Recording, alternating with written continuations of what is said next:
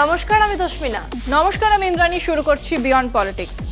ধানখাড়ের নির্বাচন, তাই আজ নির্বাচন। আজ না আমার শরীরটা একেবারেই ভালো নেই। কেন রে, তোর আবার কি হলো? ধুর, রাতে ঘুম হয় না, সারা দিন আমি ঝিমিয়ে থাকি। কেন, রাত জেগে কি করিস? কিছুই করি না, কিন্তু ঘুম আসে না। আগরুম বাগরুম ভাবি আমি রাত জেগে জেগে। ভাবিস কেন এত? ভাবা বন্ধ করে ঘুমোবি। ভাবা কি আর আমার হাতে গো? আমি চাই বা না চাই ভেবেই তো ফেলি। তুই প্রধানমন্ত্রী, স্বরাষ্ট্রমন্ত্রী না হয়ে তোর এই অবস্থা হলে তাহলে কি করতিস? কি আবার করতাম? গাড়িতে চড়তাম, প্লেনে চড়তাম, একের পর এক বিল আনতাম, বিরোধীদের সরকার ফেলার চেষ্টা করতাম, কত কাজ। তখন তো আরো ভাবতে হতো, আরোই ঘুম আসতো না। আচ্ছা, সত্যিই কি প্রধানমন্ত্রী আর স্বরাষ্ট্রমন্ত্রী ঘুমোতে পারেন না? পারেন, কিন্তু মাঝে মধ্যেই যে ঘুম উড়ে যায় সেটাও তো সত্যি। কেন ঘুম উড়ে যায় কেন? রাহুল গান্ধী যখন বিহারে ভোট অধিকার যাত্রা করলেন, ঘুম উড়ে গেল। উপরাষ্ট্রপতি নির্বাচনের আগে ঘুম উড়ে গেছিল। উপরাষ্ট্রপতি নির্বাচনে এনডিএ কি হারবে? না, তা হয়তো হারবে না, কিন্তু মোদী শাহের ভয় হয়েছিল প্রবল। কিভাবে জানলে? এই যে ভোটের আগে সব শরিকদের বারবার ডেকে পাঠানো, সাংসদদের খাওয়ানো, সবই তো ভোট নিশ্চিত করার জন্য। উপরাষ্ট্রপতি নির্বাচন নিয়ে আমাকে একটু ডিটেলসে বলো তো। তুই এই খবরটা দেখ, তাহলে নিজেই সবটা বুঝবি। ভারতের উপরাষ্ট্রপতি নির্বাচনের জন্য লড়াই আরও তীব্র হয়েছে। মঙ্গলবার এই নির্বাচন হবে। এনডিএ শিবির থেকে প্রার্থী মহারাষ্ট্রের রাজ্যপাল সিপি রাধাকৃষ্ণন। অপরদিকে ইন্ডিয়া ব্লক থেকে প্রার্থী হয়েছেন প্রাক্তন বিচারপতি বি সুদর্শন রেড্ডি। সংখ্যার হিসেবে এনডিএ স্পষ্টভাবে এগিয়ে আছে। মোট 788 সাংসদ ভোট দেওয়ার অধিকারী হলেও বর্তমানে 6টি আসন খালি। সম্প্রতি রাজ্যসভার সদস্য শিবু সোরেনের মৃত্যুতে আরও একটি আসন শূন্য হয়েছে। ফলে কার্যকরী ভোটারের সংখ্যা নেমে এসেছে 781-তে। এবার বিজেডির 7 সাংসদ এবং বিআরএস এর 4 সাংসদ ভোটদান থেকে বিরত থাকার সিদ্ধান্ত নিয়েছেন। এভাবে ভোটার সংখ্যা দাঁড়িয়েছে 770। সংখ্যাগরিষ্ঠতার জন্য প্রয়োজন 391টি ভোট। বিজেডি জানিয়েছে তারা এনডিএ বা ইন্ডিয়া কারো পক্ষেই নয়, তারা ওড়িশার উন্নয়নকে অগ্রাধিকার দিচ্ছে। অন্যদিকে বিআরএস জানিয়েছে ইউরিয়া সংকটে আন্দোলনরত 70 লক্ষ কৃষকের স্বার্থে তারা ভোটে অংশ নেবে না। তারা বলেছে যদি নোটা থাকতো তবে নোটা বেছে নিত। জগনমোহন রেড্ডির ওয়াইএসআরসিপি এনডিএ প্রার্থীকে সমর্থন করছে, তবে এআইএমআইএম ইন্ডিয়া ব্লকের রেড্ডিকে সমর্থন জানিয়েছে। যদিও এনডিএর কাছে ইতিমধ্যেই 425 সাংসদের সমর্থন রয়েছে, তাই তারা আরামে সংখ্যাগরিষ্ঠতা পেয়ে যাচ্ছে। অন্যদিকে Akali Dal, ZPM, voice of the people's party এবং 3 জন নির্দল এখনো অবস্থান স্পষ্ট করেননি। অকালি দলের মতে কেন্দ্র ও রাজ্য সরকার পাঞ্জাবের বন্যা পরিস্থিতিতে যথেষ্ট সাহায্য দেয়নি, তাই তারা ভোট দেবে না। প্রাক্তন বিচারপতি রেড্ডি সাংসদদের আবেদন জানিয়েছেন যেন তারা দেশের স্বার্থে ভোট দেন। তবে বিজেপি অভিযোগ করেছে রেড্ডি দুর্নীতির মামলায় দোষী সাব্যস্ত লালু প্রসাদ যাদবের সঙ্গে সাক্ষাৎ করেছেন। তারা এই আচরণকে ভণ্ডামি বলেছে।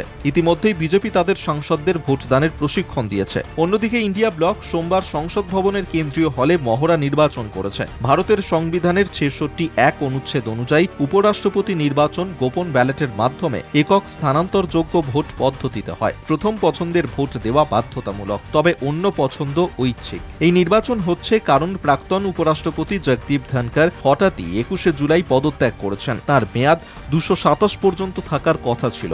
পদত্যাগের পর থেকে তিনি আর প্রকাশ্যে আসেননি। সত্যি ধনখড়ের পদত্যাগটা কি রহস্যজনক? আরো রহস্যজনক ধনখড়ের চুপ করে থাকা। মানে বলতে কি চাইছো?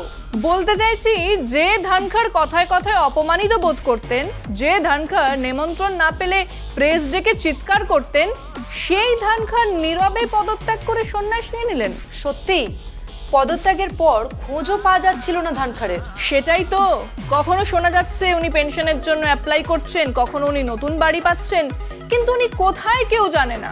নতুন উপরাষ্ট্রপতি নির্বাচন হতে যাচ্ছে, সেখানেও ওনার কোনো মতামত নেই। না, 50 দিন হয়ে গেল ধনখড় চুপ। কিন্তু কেন বলো তো? মোদী শাহের বিরুদ্ধে গেলে এরকমই অবস্থা হবে। ধনখড় একটা উদাহরণ। মানে কেন? বিশ্লেষকদের মতে যশবন্ত বর্মার কেসে সরকার যা চেয়েছিল ধনখড় তা করেননি। বিরোধীদের প্রস্তাব গ্রহণ করলেন, তারপরেই শাস্তি, পদত্যাগ। আর এই নিয়ে বিরোধীরা কিছু বলছে না? বিরোধীরা কিছু বলছে না তা হয়? তুই এই খবরটা দেখ। ভারতের উপরাষ্ট্রপতি নির্বাচন শুরু হয়েছে মঙ্গলবার সকালে। ভোটের দিনই আবার প্রশ্ন উঠেছে, জগদীপ ধনখড় কোথায়? এই প্রশ্ন তুলেছেন কংগ্রেসের শীর্ষ নেতা জয়রাম রমেশ। 21শে জুলাই আকস্মিকভাবে স্বাস্থ্যজনিত কারণ দেখিয়ে উপরাষ্ট্রপতির পদ থেকে ইস্তফা দেন জগদীপ ধনখড়। এরপর থেকে তিনি নীরব রয়েছেন। রমেশ লিখেছেন, 50 দিন ধরে ধনখড় অস্বাভাবিক নীরবতা বজায় রেখেছেন। আজ নতুন উপরাষ্ট্রপতি নির্বাচনের দিনেও জাতি অপেক্ষা করছে তাঁর মুখ খোলার। ধনখড়ের পদত্যাগে রাজনৈতিক মহল অবাক হয়েছিল। প্রধানমন্ত্রী নরেন্দ্র মোদী তাঁকে শুভেচ্ছা জানিয়ে একটি সংক্ষিপ্ত বার্তা দেন, কিন্তু সরকার আর কোনো মন্তব্য করেনি। অনেকের মতে সরকারের সঙ্গে মতবিরোধ ও উচ্চাকাঙ্ক্ষার কারণে তাঁকে সরে যেতে হয়েছিল। যদিও অমিত শাহ এই জল্পনা নস্যাৎ করে বলেন, এই নিয়ে বেশি বাড়াবাড়ি করা উচিত নয়। ৭৪ বছর বয়সী ধনখড় রাজস্থানের কিষানগড় বিধানসভা কেন্দ্র থেকে কংগ্রেস বিধায়ক ছিলেন ১৯৯৩ সাল থেকে ১৯৯৮ সাল পর্যন্ত। সেই সূত্রে তিনি মাসে ৪২,০০০ টাকা পেনশনের যোগ্য। ২০১৯ সালে পশ্চিমবঙ্গের রাজ্যপাল হওয়ার পর থেকে তার পেনশন বন্ধ ছিল। সম্প্রতি তিনি পেনশন পুনরায় চালুর জন্য আবেদন করেছেন। ইস্তফার পর ১ মাসেরও বেশি সময় তিনি বাড়িতেই ছিলেন। তবে ১ সেপ্টেম্বর তিনি একবার দাঁতের চিকিৎসার জন্য বাইরে গিয়েছিলেন। অন্যদিকে উপরাষ্ট্রপতি নির্বাচনে এনডিএ প্রার্থী সিপি রাধাকৃষ্ণন এবং বিরোধী জোট প্রার্থী বিচারপতি বি সুদর্শন রেড্ডির মধ্যে লড়াই। মঙ্গলবার সংসদে প্রথম ভোট দেন প্রধানমন্ত্রী নরেন্দ্র মোদী। দেশের গণতন্ত্র কেমন প্রশ্নের মুখে পড়ে যায়। এক দেশ এক নেতা, এটা বললেই তো গণতন্ত্র প্রশ্নের মুখে পড়ে যায়। আজকে এক দেশ এক নেতা, কালকে বলবে এক দেশ এক দল। হিটলারের জার্মানিতেও তাই হয়েছিল। কি হয়েছিল? রাইক্সট্যাগে আগুন, গণতান্ত্রিক প্রক্রিয়ার সংসদ দখল, তারপর ক্ষমতা পেয়ে গলা টিপে গণতন্ত্রকেই মেরে দেওয়া। তারপর হিটলারই এক নেতা হয়ে দেশের সর্বে সর্বা হয়ে উঠেছিল, তাই তো? এক দেশ জার্মানি, তার একটাই দল নাজি পার্টি, তার একজন নেতা ফিউরার হিটলার। কিন্তু আমাদের দেশের সংবিধান তো গণতান্ত্রিক। সেই জন্যই ক্ষমতায় থাকা লোকজন সংবিধান বদলে দিতে চায়। ওদের আজ ধর্মনিরপেক্ষ শব্দটা নিয়ে আপত্তি, কাল হয়তো গণতন্ত্র নিয়ে আপত্তি থাকবে। সত্যি মাঝে মাঝে ভেবেই পায় না যে ঠিক কি করা উচিত।